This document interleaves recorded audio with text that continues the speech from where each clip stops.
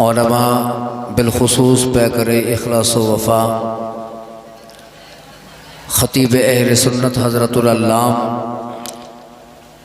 حضرت مولانا قاری اسناد رضا صاحب قبلہ اور ساتھ ہی ساتھ حضرت العلامہ مولانا معراج الحسن صاحب قبلہ منظری، حضرت مولانا حافظ و قاری محمد شان عالم، دیگر ارباب منبر، حاضرین جلسہ، السلام علیکم ورحمۃ اللہ وبرکاتہ۔ الحمدللہ الحمدللہ ذی الجلال والاکرام، والصلاة والسلام علی سید الانام وعلى آلہ واصحابہ الکرام، اما بعد فاعوذ باللہ من الشیطان الرجیم، بسم اللہ الرحمن الرحیم۔ قال اللہ تبارک و تعالی فی القرآن الکریم، فانکحوا ما طاب لکم من النساء مثنی وثلاث ورباع۔ بے شک آمنت باللہ صدق اللہ العظیم وصدق رسولہ النبی الامین الکریم، ونحن علی ذلک لمن الشاہدین والشاکرین والحمد للہ رب العالمین۔ سبحان اللہ سبحان اللہ۔ میرے عزیز دوستو، سب سے پہلے ہم پر ضروری ہے کہ ہم سب مل کر گنبد خضراء میں آرام فرمانے والے ہم سب کے آقا ماوا ملجا تاجدار مدینہ سرور قلب و سینہ حضور محمد رسول اللہ صلی اللہ تعالی علیہ وسلم کی بارگاہ میں محبتوں کے ساتھ درود و سلام کا نذرانہ پیش کریں۔ پڑھیے با آواز بلند، اللہم صلی علی سیدنا و مولانا محمد مبارک وسلم، صلو علیہ صلاۃ و سلام علیک یا رسول اللہ۔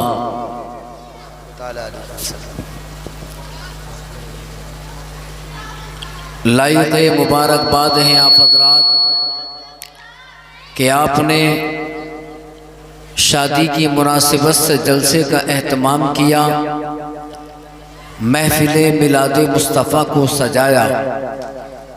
اللہ تبارک و تعالی کی بارگاہ میں دعا ہے، رب العالمین اس شادی میں بے شمار خوشیاں عطا فرما اور تمام اہل خانہ کو ہر آفت ہر بلا سے محفوظ و مامون فرما۔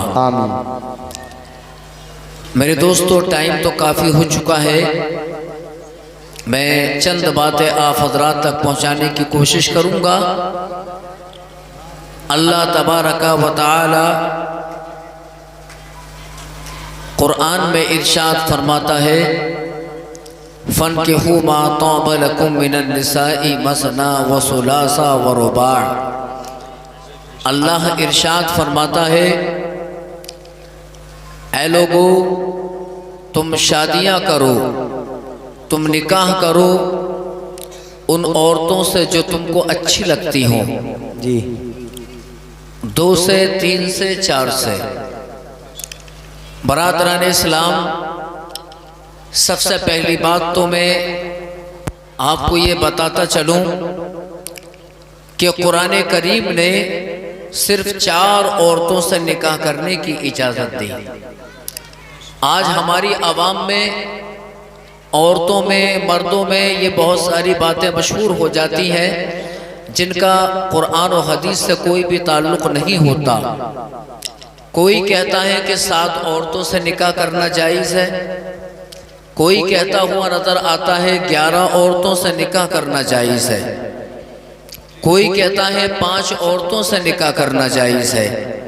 لیکن میرے دوستو، قرآن فرما رہا ہے، اللہ کا کلام، اللہ تبارک و تعالی اپنے کلام میں ارشاد فرما رہا ہے کہ تم نکاح کرو 2 3 4 عورتوں سے، یعنی 4 کے بعد اب اسلام اجازت نہیں دیتا۔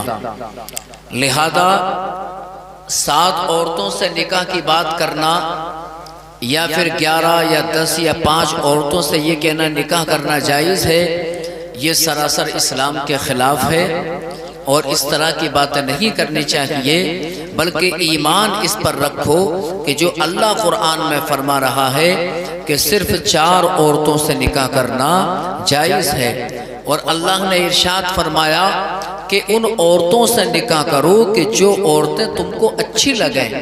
اب محترم حضرات، یہاں پر یہ سوال پیدا ہوتا ہے کہ آخرکار اچھی عورتیں کن کو کہا جاتا ہے؟ اچھی عورت کون ہوتی ہے؟ کیا جو حسن و جمال کی پیکر ہوتی ہے، کیا اچھی عورت اس کو کہا جاتا ہے؟ کیا جو حسن کی ملکہ ہوتی ہے، کیا اچھی عورت اس کو کہا جاتا ہے؟ کیا اچھی عورت وہ ہوتی ہے کہ جناب والا کہ جو فیشن کا لباس پہنتی ہے؟ کیا اچھی عورت اس کو کہا جاتا ہے کہ جو بہت زیادہ تعلیم یافتہ ہوتی ہے؟ نہیں، بلکہ میرے دوستو، اللہ تبارک و تعالی نے جو قرآن میں ارشاد فرمایا کہ ایسی عورتوں سے شادیاں کرو کہ جو تم کو اچھی لگیں۔ اچھی عورتوں سے یہاں پر مراد وہ عورتیں ہیں کہ جو نماز کی پابند ہوتی ہیں۔ اچھی عورتیں ان کو کہا جاتا ہے۔ اچھی اسلامی بہنیں وہ ہوتی ہیں کہ جو قرآن کی تلاوت کرتی ہیں۔ اچھی عورتیں ان کو کہا جاتا ہے برادران اسلام کہ جو ماہ رمضان کا جب مہینہ آتا ہے تو رمضان کے روزے رکھتی ہے۔ اچھی عورتیں ان کو کہا جاتا ہے کہ جو رسول اکرم اللہ تعالیٰ علیہ وسلم کی سنتوں پر عمل کرتی ہے۔ میرے دوستو، ان کو اچھی عورتیں کہا جاتا ہے۔ اور ذرا حدیث پاک ملاحظہ فرمائیے، اللہ کے نبی صلی اللہ تعالیٰ علیہ وسلم ارشاد فرماتے ہیں، ان اللہ لا ينظر الى صورکم ولا الى اموالکم بل لیکن اللہ ينظر الى اعمالکم والى قلوبکم۔ اللہ کے نبی صلی اللہ تعالیٰ علیہ وسلم ارشاد فرماتے ہیں، اے لوگوں غور سے سنو، اللہ تعالیٰ تمہاری صورتوں کو نہیں دیکھتا ہے، اللہ تبارک و تعالیٰ تمہارے عمل کو نہیں دیکھتا۔ محترم حضرات، آج آپ دیکھ رہے ہیں دور حاضر کے اندر کہ آج انسان کو اگر روپ مل جائے، حسن و جمال مل جائے تو اپنی صورت پر بڑا اتراتا ہے۔ اگر کوئی ہماری بہن اگر حسن و جمال والی ہے تو بڑا اتراگا دکھاتی ہے، اپنے حسن و جمال کی میرے دوستوں نمائش کرتی ہے۔ ایسے ہی اگر ہمارا کوئی بھائی برادران اسلام، اگر کوئی مرد اگر حسین و جمیل ہو تو اپنی صورت پر بڑا اتراتا ہے، لباس پہنتا ہے، اپنے لباس پر بڑا اتراتا ہے۔ لیکن میرے دوستو یاد رکھو، یہ اچھا چہرہ ہونا یہ کامیابی کی علامت نہیں ہے۔ یہ میرے عزیزو، اچھا لباس پہن لینا یہ کوئی کامیابی کی علامت نہیں ہے، بلکہ میرے آقا علیہ الصلوۃ والسلام فرماتے ہیں، ان اللہ لا ينظر الى صورکم ولا الى اموالکم۔ اے لوگو یاد رکھو، اللہ تبارک و تعالی تمہاری صورتوں کو نہیں دیکھتا کہ تم کتنے حسن و جمال والے ہو۔ اللہ تبارک و تعالی تمہارے مال کو نہیں دیکھتا ہے کہ تم کتنے مال والے ہو، بلکہ میرے مصطفیٰ ارشاد فرما رہے ہیں، اللہ تبارک و تعالی تمہارے اعمال کو دیکھتا ہے کہ تمہارا عمل کتنا اچھا ہے۔ اللہ تمہارے دلوں کو دیکھتا ہے کہ تمہارا دل کتنا صاف ہے گناہوں سے، تمہارا دل کتنا پاک اور صاف ہے کینہ اور کپٹ سے۔ عزیزان ملت اسلامیہ، تو معلوم ہوا کہ کامیابی کی ضمانت اللہ کی بارگاہ میں حسین و جمیل چہرے نہیں ہوتے بلکہ نیک اعمال ہوا کرتے۔ بے شک، سبحان اللہ، سبحان اللہ۔ نیک عمل ہوتا ہے۔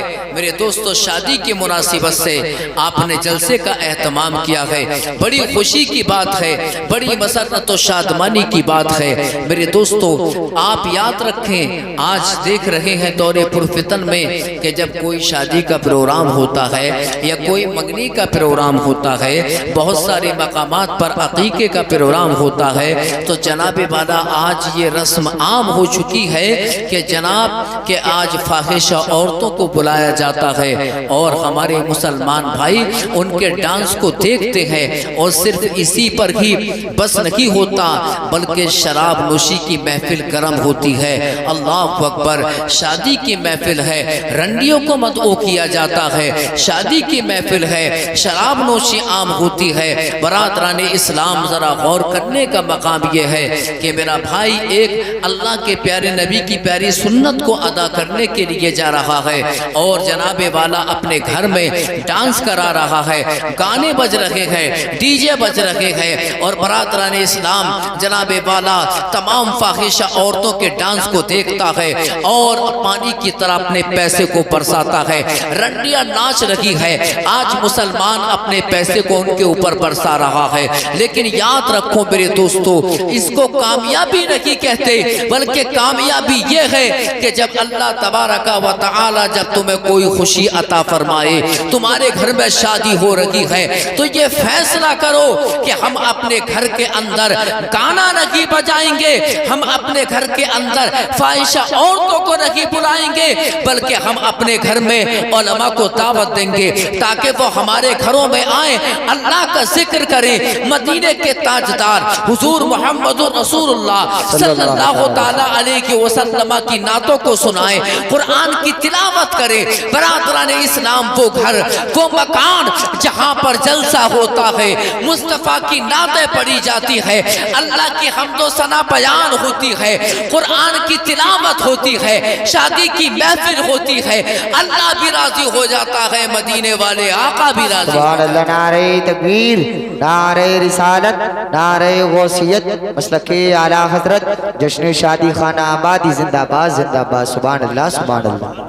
میرے دوستو، ضرورت اس بات کی ہے، بات سمجھ میں آ رہی ہے آپ کے؟ تو ذرا درود شریف پڑھ کر سنا دیجئے، اللہم صلی علی سیدنا و مولانا محمد وعلی سیدنا علیک یا رسول اللہ، محمد وبارک وسلم، صلو علیہ صلاۃ و سلام علیک یا رسول اللہ۔ تو میرے دوستو، آج دیکھ رہے ہیں کہ ماحول ہمارا مسلم معاشرہ کس قدر برائی کی طرف مائل ہو رہا ہے دن بدن۔ جو کام غیر مسلم کرتے تھے، آج وہ ہمارے معاشرے میں ہمارے مسلمانوں کے درمیان جنم لے رہے ہیں۔ ضرورت میرے دوستو اس بات کی ہے کہ ہم اپنے گھروں کے اندر ایک اسلامی ماحول پیدا کریں۔ ہم اپنے گھر میں جب شادی کریں تو میرے دوستو، ہم کسی ہیرو کا طرز اور عمل اختیار کرتے ہوئے شادی نہیں کریں، بلکہ ہمیں ضرورت ہے ہم مدینے والے آقا کے طرز کو، ان کے طریقے کو ہم اختیار کریں۔ اللہ تبارک و تعالی نے ہمیں ہمارے نبی کو عطا فرمایا، ہمیں اللہ نے قرآن عطا کیا، اور یاد رکھو یہ اللہ کا احسان ہے کہ اللہ نے ہمیں قرآن عطا کر دیا، اور اللہ نے ہم کو قرآن اس لیے عطا کیا ہے کہ ہم قرآن پڑھتے چلے جائیں اور قرآن کے اعمال، قرآن کے احکام پر ہم عمل کرتے چلے جائیں، تاکہ ہم تمام برائیوں سے محفوظ ہو جائیں۔ عزیزان ملت اسلامیہ، اب آپ دیکھیے ذرا شادیوں کے اندر کتنی برائیاں جنم لے رہی ہیں۔ آج جب شادی ہوتی ہے، حال یہ ہے میں نے ابھی ذکر کیا کہ جناب والا کے شادی ہے اور جناب ڈانس ہو رہا ہے، گانے بج رہے ہیں، اور میرے دوستو آپ دیکھیے غور کرنے کا مقام یہاں پر یہ ہوتا ہے کہ جب ڈانس ہوتا ہے گھر کے اندر تو وہاں پر بہنیں بھی اکٹھا ہوتی ہیں، ماں بھی دیکھ رہی ہے، بہنیں بھی ڈانس کو دیکھ رہی ہیں۔ برادران اسلام، رشتہ دار کی ہماری رشتہ دار کی خواتین آتی ہیں، برادران اسلام وہ ہماری خواتین آ کر ان فاحشہ عورتوں کے ڈانس کو دیکھتی ہے۔ عزیزان ملت اسلامیہ، اور صرف یہ نہیں ہوتا، اللہ اکبر، شراب نوشی ہے، شراب کہ جس کو اسلام حرام قرار دیتا ہے، شراب کتنا بڑا گناہ ہے شراب کا پینا۔ اللہ اکبر، اللہ تبارک و تعالی ارشاد فرماتا ہے، انما الخمر والمیسر والانصاب والازلام رجس من عمل الشیطان فاجتنبوه لعلکم تفلحون۔ اللہ تبارک و تعالی ارشاد فرماتا ہے کہ بے شک شراب اور جوا کھیلنا اور جناب والا بتوں کی عبادت کرنا، یہ سب یہ شیطانی عمل ہے، شیطانی عمل ہے، یہ گندگی ہے، گندگی۔ اللہ اکبر، آج مسلمان شادیوں میں شراب پی رہا رہا ہے، اللہ تبارک و تعالی اس کو گندگی فرما رہا ہے کہ شراب پینا گندگی ہے، جوا کھیلنا گندگی ہے، بتوں کی عبادت کرنا یہ گندگی ہے۔ عزیزان ملت اسلامیہ، شراب کتنا بڑا گناہ ہے، اللہ اکبر، اتنا بڑا گناہ ہے شراب پینا، اتنا بڑا گناہ ہے اللہ اللہ کہ شراب کا اگر ایک قطرہ، اگر ایک بالٹی پانی میں اگر پڑ جائے، گر جائے، تو وہ سارا پانی ناپاک ہو جاتا ہے۔ اللہ اکبر، اللہ اکبر۔ کتنا بڑا گناہ ہے میرے دوستو شراب کا پینا کہ ایک قطرہ شراب، سمجھ رہے میرے دوستو آپ، شراب کا ایک قطرہ اگر ایک بالٹی پانی میں اگر پڑ جائے تو سارا پانی گندا ہو جاتا ہے، اس کو پینا حرام۔ اگر اس پانی سے وضو کر لیا جائے تو وضو نہیں ہوتا، کپڑا دھو لیا جائے تو نماز نہیں ہوتی۔ عزیزان ملت اسلامیہ، تو آج میرے مسلمان بھائی بڑے بے دریغ میرے دوستو شراب نوشی انجام دیتے ہیں کہ جب شادی کا موقع آتا ہے یا اس کے علاوہ بہت سارے مواقع آتے ہیں، میں کہنا چاہتا ہوں میرے دوستو کہ ذرا ایک قطرہ شراب پینے سے کتنا بڑا گناہ ہے کہ سارا پانی میرے دوستو گندا ہو جاتا ہے، تو جو انسان بوتلوں کی بوتلیں پیتا ہے وہ کتنا بڑا گندا ہوتا ہوگا۔ شراب نوشی عام ہو رہی ہے، شراب رات میں میرے نوجوان آج شادی کی مناسب شادی کے موقع پر میرے دوستوں پی رہے ہیں، ساری رات ڈانس ہوتا رہا، صبح کو جب شادی کی تیاری ہوتی ہے، دولہا جب سجتا ہے، سر پہ سیرا بنتا ہے، اللہ اکبر، نہ جانے کتنی وارداتیں ایسی ہیں، نہ جانے کتنے حادثات ایسے سامنے آئے کہ برادران اسلام جب بارات پہنچتی ہے دلہن کے مکان پر تو پتہ چلتا ہے کہ دولہا بھی شراب پی ہوئے وہاں پر بیٹھا ہے، اس کے جو چہرے چپاٹے ہوتے ہیں نا، جو دو چار دن کے لیے اس کے زیادہ قربت اختیار کر لیتے ہیں، سمجھے نا، وہ تو اتنا اتراگا دکھاتے ہیں یار کہ برادران اسلام کئی جگہ ان کی بنیاد پر دولہا کو بھی پٹنا پڑا۔ بھائی شراب نوشی کرنے کے بعد کوئی دلہن کے بھائی سے لڑ رہا ہے، کوئی اس کے باپ سے لڑ رہا ہے، کوئی دلہن کے ماموں سے لڑ رہا ہے۔ عزیزان ملت اسلامیہ، نکاح کا وقت آتا ہے، امام صاحب کہتے ہیں دولہا میاں کہ ذرا کلمہ شریف پڑھ کر سنا دیجئے، بڑی خاموشی کے ساتھ کہتا ہے کہ امام صاحب آپ ہی کلمہ پڑھا دیجئے، مجھے کلمہ شریف یاد نہیں ہے۔ اللہ اکبر، غور کرنے کا مقام یہ ہے کہ شادی ہونے کے لیے جا رہی ہے، کلمہ شریف اس کو یاد نہیں ہے، اور یہ وہی نادان دولہا ہے کہ جو ساری رات ڈانس کرتا رہا، اپنے یاروں کے ساتھ ناچتا رہا، چھچورے یاروں کے ساتھ ڈانس کرتا رہا، شراب نوشی کرتا رہا، لیکن محفل نکاح میں جب نکاح کا وقت آتا ہے تو کہہ رہا ہے کلمہ شریف یاد نہیں ہے۔ ارے تھوڑا سا وقت نکال کر اگر مسجد کے امام صاحب کے پاس چلا جاتا اور کلمہ شریف یاد کر لیتا، ایمان مفصل یاد کر لیتا، ایمان مجمل یاد کر لیتا، لا الہ الا اللہ محمد رسول اللہ کو یاد کر لیتا، اشہد ان لا الہ الا اللہ وحدہ لا شریک لہ واشہد ان محمدا عبدہ ورسولہ، اگر اس کو یاد کر لیتا اور نکاح کی محفل میں جب پڑھ کر سناتا اللہ اکبر تو اس کو بھی عزت مل جاتی، اس کے باپ کو بھی عزت مل جاتی، اللہ بھی راضی ہو جاتا، اس کا محبوب بھی راضی ہو سبحان جاتا۔ اللہ، نعرہ تکبیر، نعرہ رسالت، نعرہ غوثیت، مسلک اعلیٰ حضرت جشن شادی خانہ آبادی زندہ باد زندہ باد، ماشاءاللہ ماشاءاللہ۔ لیکن آج کل کا حال تو یہ ہے میرے دوستو کہ محفل نکاح ہے اور وہاں پر کلمہ شریف یاد نہیں، کتنی بڑی بے عزتی کی بات ہے۔ اور ناچ گانے کو عزت کہتا ہے کہ ناچ گانے سے عزت ملتی ہے، نہیں میرے دوستو، یاد رکھو ناچ گانے سے عزت نہیں ملتی، بلکہ عزت تو اللہ کی رحمت سے ملتی ہے، مدینے تک کے تاجدار کی نظر کرم سے ملتی ہے، سمجھے نا۔ جب تم آقا کی سنتوں کو ادا کرو گے، آپ نے اپنے گھر کے اندر ماشاءاللہ محفل میلاد مصطفیٰ کا اہتمام کیا، اب آپ اپنے دل میں یہ سوچ رہے ہوں گے میری آواز بہت دور تک جا رہی ہے اور آپ کے بھی ذہن میں کسی کے یہ بات آ سکتی ہے، تو وہ میں آپ کے ذہن سے نکالوں۔ کچھ لوگ یہ سوچتے ہیں کہ یار شادی کی مناسبت سے جلسہ کرا کر کیا کریں، کچھ کہتے ہیں کہ یار کیا کریں، عقیقہ ہے، اگر ہم اپنے گھر میں عقیقے کی مناسبت سے اگر جلسے کا اہتمام کریں گے تو یار ہمارے گھر لوگ جلسہ سننے کے لیے نہیں آتے، اور اگر ہم نے اپنے گھر میں ڈانس پارٹی کا اگر اہتمام کر دیا، رنڈیوں کو بلایا، تو ہماری واہ واہ ہوگی، ہمیں عزت ملے گی، تمام پورا گھر ہمارا پورا چوراہا کھچا کھچ بھر جائے گا، پبلک کا قدم پاؤں رکھنے کے لیے بھی جگہ نہیں ہوگی۔ برادران اسلام، آج لوگوں کے ذہن میں یہ خیال آتا ہے، شیطان یہ وسوسے پیدا کرتا ہے کہ جلسہ کرانے سے فائدہ کیا ہوتا ہے، لوگ سننے کے لیے نہیں آتے، خاندان کے لوگ بھی جمع نہیں ہوتے، رشتہ دار بھی آتے ہیں، کھانا کھانے کے بعد سو جاتے ہیں، اور پڑوس کے لوگ بھی یار سننے کے لیے نہیں آتے۔ اب دیکھیے معمولی سے لوگ یہاں پر بیٹھے ہوئے ہیں، کسی کے ذہن میں یہ خیال آ سکتا ہے، لیکن میں کہنا چاہتا ہوں اے نبی کے دیوانوں، اے میرے دوستو، اے شادی کرنے والوں، میں آپ سے یہ کہنا چاہتا ہوں، یاد رکھو اپنے گھروں میں بھی مصطفیٰ کا میلاد سجاؤ، چاہے سننے والے دو ہی کیوں نہ ہو۔ اللہ اکبر۔ حضرت علامہ جلال الدین سیوطی رضی اللہ تعالی عنہ نے اپنی کتاب حصر المقصد فی عمل المولد کے اندر آپ نے بڑی اچھی بات لکھی ہے۔ آپ فرماتے ہیں صلت الملائکۃ علی ذالک المکان۔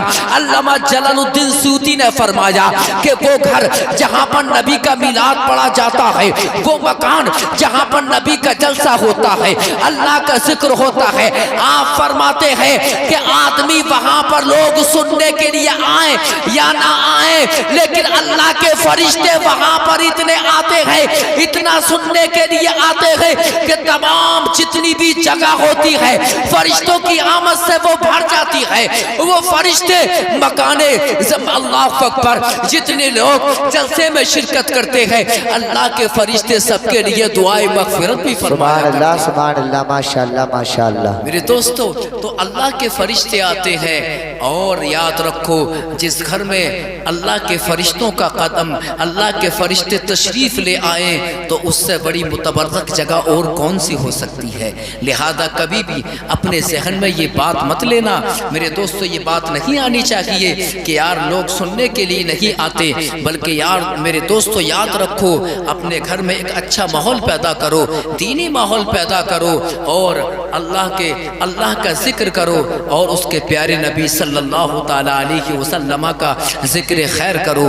اور جب دلہا بنو، دولہا بنو، تو یاد رکھو صرف یہی نہیں کہ آپ حضرات جب دولہا بنتے ہیں مسجد میں جاتے ہیں، 2 رکعت آپ نے نفل نماز کو ادا کیا، بلکہ میرے دوستو نماز 5 وقت ادا کرنے کی کوشش کیا کرو، اللہ کی بارگاہ میں عہد و پیمان کرو، نماز 5 وقت ادا کریں گے، فجر کی نماز بھی پڑھیں گے۔ دولہا بننے جا رہا ہے تو میرے دوست فجر کی نماز بھی پڑھ، اور میرے عزیز جب دولہا بننے جا رہا ہے تیرے سر پہ سیرا سجے گا، اور یہ بڑا مقدس بڑا مبارک دن ہوتا ہے، اللہ کا شکر ادا کر، اور کوئی بھی کام غلط نہیں ہونا چاہیے۔ عزیزان ملت اسلامیہ، اللہ کے پیارے نبی صلی اللہ تعالیٰ علیہ وسلم کی سنتوں کو ادا کرو، اسی کے اندر خیر ہے، اسی میں خیر ہے۔ آقا علیہ السلام نے فرمایا، میرے مصطفیٰ ارشاد فرماتے ہیں، من احب سنتی فقد احبنی ومن احبنی کان معی فی الجنہ۔ ہم سب کے آقا علیہ السلام فرماتے ہیں کہ جو میرا غلام میری سنت سے محبت کرتا ہے، میری سنت سے محبت کرتا ہے، تو وہ مجھ سے محبت کرتا ہے، اور میرے آقا فرماتے ہیں جو مجھ سے محبت کرتا ہے وہ جنت میں میرا ساتھی ہوگا۔ سبحان اللہ، ذرا زور سے کہو سبحان اللہ۔ میرے مصطفیٰ فرما رہے ہیں کہ جو میری سنتوں سے محبت کرتا ہے وہ جنت میں میرا ساتھی ہوگا۔ آج کل تو شادی میں بڑے بڑے غلط طریقے نئے آئے دن میرے دوستوں پیدا ہو رہے ہیں۔ آپ دیکھیے ذرا ایک نیا طریقہ چلا استقبال کا، یعنی آپ یہ دیکھیے استقبال، اس میں ہوتا کیا، استقبال کے اندر کس قدر خرافات ہوتی ہے۔ آپ یہ دیکھیے ذرا کہ استقبال میں دولہا کی طرف سے بہت سارے نوجوان ہوتے ہیں، ادھر سے میرے دوستو ہماری جوان بہنیں ہوتی ہیں، وہ آتی ہیں، اس طریقے سے دونوں طرف سے، اور اس وقت میں کتنی غلط مذاق ہوتی ہے، کتنی غلط رسمیں پیدا ہوتی ہیں۔ جناب والا جانتے ہو یہ کس کی ایجادات ہے؟ یہ سب یہودیوں کے طریقے ہیں، یہ سب عیسائیوں کے طریقے ہیں۔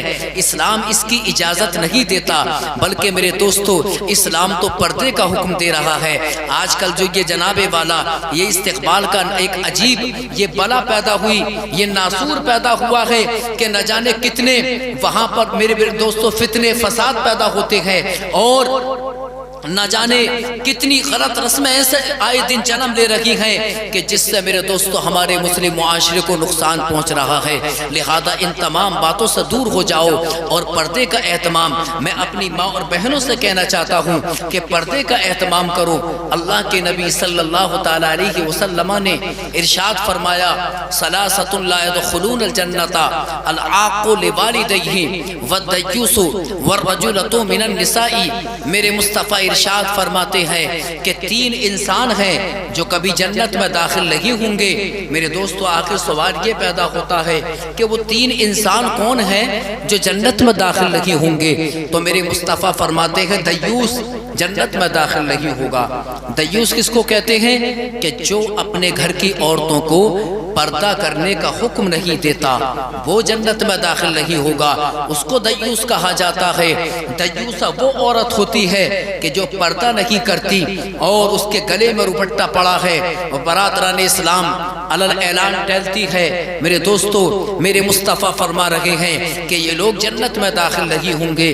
لہذا ضرورت اس بات کی ہے کہ آپ حضرات اپنے گھر کی خواتین کو پردے کا حکم دیں۔ میری ماں اور بہنیں بیٹھی ہیں، میں ان سے گزارش کرتا ہوں کہ یہ پردے کا اہتمام کیا کریں۔ اب آپ یہ دیکھیے کہ عورتوں کے پردے کا مقام دیکھیے اسلام کے اندر، عورتوں کے پردے کا مقام آپ دیکھے ہیں کہ نماز جیسی عبادت افضل العبادات نماز ہے۔ اللہ اکبر، عورتوں کے پردے کا یہ عالم ہے کہ اگر عورت نے اتنا باریک روپٹہ اوڑھ کر اگر نماز کو پڑھا کہ جس روپٹے کے اندر بال کی سیاہی نظر آتی ہو تو اس عورت کی نماز نہیں ہو سکتی۔ نماز مکروہ تحریمی ہے اس لیے کہ اس کے پردے کی سیاہی نظر آ رہی ہے، لیکن افسوس ہوتا ہے ان عورتوں پر کہ جو اللہ اکبر صرف سیاہی ہی نہیں بلکہ اپنے چہرے کو دکھاتی ہے، چہرے کی نمائش کرتی ہے کہ ہم حسن و جمال والے ہیں۔ عزیزان ملت اسلامیہ، ارے دنیا کے اندر اگر جینا ہو تو یہودی عورتوں کی پیروی نہ کرو۔ تمہیں اگر نقش قدم پر چلنا ہے، تمہیں اگر اپنا آئیڈیل بنانا ہے، اگر تمہیں کسی کو اپنا نمونہ بنانا ہے تو مدینے کے تاجدار احمد مختار حضور محمد رسول اللہ صلی اللہ تعالیٰ علیہ وسلم کی بیٹی حضرت طیبہ طاہرہ سیدہ ساخرہ فاطمہ الزہرا کی زندگی کو اپنا نمونہ عمل بنا لو۔ اگر تم نے فاطمہ خاتون جنت کو نمونہ عمل بنا لیا، اللہ اکبر، دنیا میں رہو گی میری ماں اور بہنوں تب بھی کامیاب رہو گی، مرنے کے بعد بھی کامیاب رہو گی۔ بے شک بے شک بے شک، سبحان اللہ سبحان اللہ۔ ضرورت آج معاشرے کو اس چیز کی ہے، اور جانتے ہو حضرت فاطمہ کے پردے کا جب ذکر آ گیا تو میں بالخصوص مخاطب ہوں اپنی ماں اور بہنوں سے۔ اللہ اکبر، جانتے ہو ان کے پردے کا عالم کیا تھا؟ حضرت فاطمہ الزہرا کے پردے کا یہ عالم تھا کہ چاند کی چاندنی نے کبھی آپ کے چہرے کو نہیں دیکھا، سورج کی روشنی نے کبھی آپ کے چہرے کو نہیں دیکھا۔ اب برادران اسلام آپ یہ سوچتے ہوں گے کہ یار یہ کیسے ہو سکتا ہے کہ چاند کی چاندنی نے اور سورج کی روشنی نے کبھی ان کے چہرے کو نہ دیکھا۔ اللہ اکبر، ان کے تقوی کا عالم، ان کے پردے کا عالم یہ ہے۔ اللہ اللہ، میں اس اپنے دعوے پر دلیل پیش کر دوں، اور دلیل پیش کرنے کے لیے کسی معمولی شخصیت کا سہارا نہیں لیتا بلکہ امام عشق و محبت، مجدد دین و ملت، کنز الکرامت، جبل الاستقامت، اعلیٰ حضرت امام احمد رضا خان فاضل بریلوی کی شاعری کا ایک شعر پیش کر رہا ہوں۔ انشاءاللہ تعالی ایمان باغ باغ ہو جائے گا، ایمان باغ باغ ہو جائے گا، ایمان میں روشنی پیدا ہوگی۔ اللہ اکبر، اعلیٰ حضرت فرماتے ہیں کہ جن کا آنچل نہ دیکھا ماہ و مہر نے، ماہ کے معنی چاند، مہر کے معنی سورج، اور آنچل کے معنی تو پردہ آتے ہیں۔ سمجھے نا. میں آپ کو اعلیٰ حضرت کی شاعری کے جو ثقیل الفاظ ہیں ان کا ترجمہ آپ کو بتا دوں تاکہ شعر کا ترجمہ بآسانی سمجھ میں آ جائے اور مجھے تفصیل کرنی نہ پڑے. جن کا آنچل نہ دیکھا ماہ و مہر نے، تو آنچل کے معنی پردہ چہرہ، سمجھے نا. ماہ کے معنی چاند، مہر کے معنی سورج، اور ردا کے معنی چادر. جن کا آنچل نہ دیکھا ماہ و مہر نے، اس ردائے نزاہت، نزاہت کے معنی پاکی، سمجھے نا. اور ردا کے معنی عربی میں چادر کے آتے ہیں. اب ذرا آپ شعر سماعت فرمائے. اللہ اللہ، حضرت فاطمہ خاتون جنت کے پردے کا عالم کیا تھا. اللہ اکبر، کہ چاند کی چاندنی نے، چاند نے کبھی آپ کے چہرے کو نہیں دیکھا، سورج نے کبھی آپ کے چہرے کو نہیں دیکھا. بریلی کا امام، امام عشق و محبت، مجدد دین و ملت، امام احمد رضا خان نے مجل کر کہا تھا کہ جن کا آنچل نہ دیکھا ماہ و مہر نے، اس ردائے نزاہت پہ لاکھوں سلام. سبحان اللہ. نعرہ تکبیر، نعرہ رسالت، نعرہ غوثیت، مسلک اعلیٰ حضرت، فیضان اعلیٰ حضرت، پیغام اعلیٰ حضرت، جشن شادی خانہ آبادی زندہ باد زندہ باد. سبحان اللہ سبحان اللہ. میرے دوستو، یہ پردہ ہے فاطمہ خاتون جنت کا، حضرت سیدہ طیبہ طاہرہ زاہدہ زاہرہ عابدہ حضرت فاطمہ کے یہ پردے کا عالم ہے. کہ میرے دوستو، کہ کتنا پردے کی پابندی، کس قدر پردے کا اہتمام انہوں نے کیا. اور ایک حدیث پاک میں آتا ہے، میں آپ کو سناتا چلوں. مشکاۃ شریف جلد ثانی کی حدیث پاک ہے.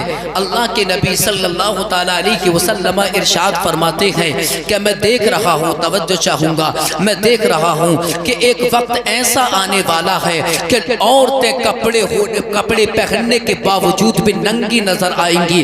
اللہ اکبر. میرے مصطفیٰ نے فرمایا تھا کہ اے میرے صحابہ، ایک وقت ایسا آنے والا ہے کہ عورتیں اونٹ کے کوہان کی طرح سینہ اٹھا کر چلیں گی، اور ان کے سروں پر دوپٹہ نہیں ہوگا، ان کے چہرے پر پردہ نہیں ہوگا، اور جو لباس پہنتی ہوں گی، لباس پہننے کے باوجود وہ ننگی نظر آئیں گی. ان کے ہاتھ ننگے ہوں گے، برادران اسلام، ان کی ٹانگیں ننگی ہوں گی. جو جسم پہنتی، جو کپڑا پہنتی ہوں گی، ان کے جسم کی رنگت نظر آئے گی. میرے مصطفیٰ نے فرمایا تھا میں دیکھ رہا ہوں کہ جنت میں داخل ہونا تو بہت دور کی بات، جنت کی خوشبو بھی نہیں پائیں گی. اللہ اکبر. آپ دیکھیے ذرا، جنت کی خوشبو بھی کون؟ کہ جو بے پردہ عورتیں ہوتی ہیں. بات شروع ہوئی تھی استقبال سے. یہ استقبال، اس نے انسانیت کی دھجیاں اڑا دی، پردے کا جنازہ نکال دیا. اور آج اگر کوئی بیچارہ سیدھا سادہ دولہا دیندار اگر اپنا استقبال نہ کرائے تو اس کی مذاق جو بنتی ہے. توجہ چاہوں گا میں اپنے علماء کی بھی اور اپنے بھائیوں کی بھی، کہ کوئی اگر دیندار بیچارہ داماد مل گیا، دولہا ہے، اور وہ منع کر دے میں اپنا استقبال نہ کروں گا، تو اس کی مذاق تو بنتی ہے بہت زیادہ. یا پھر بیچاری کوئی لڑکی دلہن ایسی ہے، دیندار ہے، اور وہ استقبال نہ کرے، اس گھر کی خاندان کی لڑکیاں استقبال نہ کرے، تو دولہا جو برا مانتا ہے کہ بتائیے میرا استقبال نہ کیا. بھلا آدمی گھاس کا کھودنے والا آج اپنا استقبال کروا رہا، بتائیے ذرا. غور کرنے کی بات تو یہ ہے. اور استقبال کروا رہا ہے. استقبال، اس نے جنازہ نکال دیا ہے عزتوں کا. میرے دوستوں، میں آپ سے یہ کہنا چاہتا ہوں، ان تمام خرافات سے دور ہو جاؤ. اسلام پردے کا پیغام دیتا ہے. اسلام تو میرے دوستوں پردہ کرنے کا حکم دیتا ہے. اسلام فتنہ فساد کو دور کرنے کا پیغام دیتا ہے. اسلام نے محبتوں کا پیغام دیا ہے. عزیزان ملت اسلامیہ، جب جاؤ دلہن کے مکان پر، عزیزان ملت اسلامیہ، سنت مصطفیٰ کی پیروی کرتے ہوئے جاؤ. اللہ اکبر. اسی میں عافیت ہے. تم نے اگر سنت مصطفیٰ کی پیروی کی اور آقا کی سنت سے محبت کی، تو میرے مصطفیٰ کا فرمان بول رہا ہے کہ جو میری سنت سے پیار کرتا ہے، جس نے میری سنتوں سے محبت کی، اس نے مجھ سے محبت کی، اور جس نے مجھ سے محبت کی، کانا رفیقی فی الجنہ. بعض حدیث میں آیا کانا معی فی الجنہ، وہ جنت میں میرا ساتھی ہوگا، وہ جنت میں میرا دوست درست ہوگا۔ عزیزان ملت اسلامیہ، اگر آپ واقعی میں اپنے نبی کی معیت چاہتے ہیں، آپ جنت میں اور دنیا میں، تو میرے دوستو اپنے آقا کی سنتوں کو زندہ کرو اور ہر برائی سے محفوظ ہو جاؤ۔ اپنے گھروں میں ہر برائی کو دفن کر دو، اپنے گھروں کے اندر کوئی فتنہ فساد ابھرنے مت دو، اسی کے اندر عافیت ہے۔ اور آخر میں ایک حدیث پاک اور سناتا چلوں میرے دوستو، اللہ کے نبی صلی اللہ تعالی علیہ وسلم میرے مصطفیٰ جان رحمت نے ارشاد فرمایا، آقا فرماتے ہیں من تمسک بسنتی ان فساد امتی فلہ اجر مئۃ شہید۔ میرے مصطفیٰ فرماتے ہیں کہ جو لوگ میری سنتوں کو مضبوطی سے تھام لیتے ہیں، اللہ تبارک و تعالی ان کو 100 شہیدوں کا ثواب عطا فرماتا ہے۔ اور آقا علیہ الصلوۃ والسلام نے فرمایا الدنیا کلھا متاع وخیر متاع الدنیا المرأۃ الصالحہ۔ دنیا ایک بہترین سامان ہے، لیکن اس دنیا کا سب سے خوبصورت سامان نیک عورت ہے۔ اچھی عورت وہی ہے جو نیک ہوتی ہے، جو نمازوں کی پابند ہوتی ہے۔ اور دوستو یاد رکھنا، جو اس چکر میں پڑ گیا کوئی میرا بھائی کہ مجھے بالکل نئے زمانے کی مجھے ماڈرن لڑکی مل جائے، یاد رکھنا زندگی جہنم بن جائے گی، زندگی جہنم بن جاتی ہے۔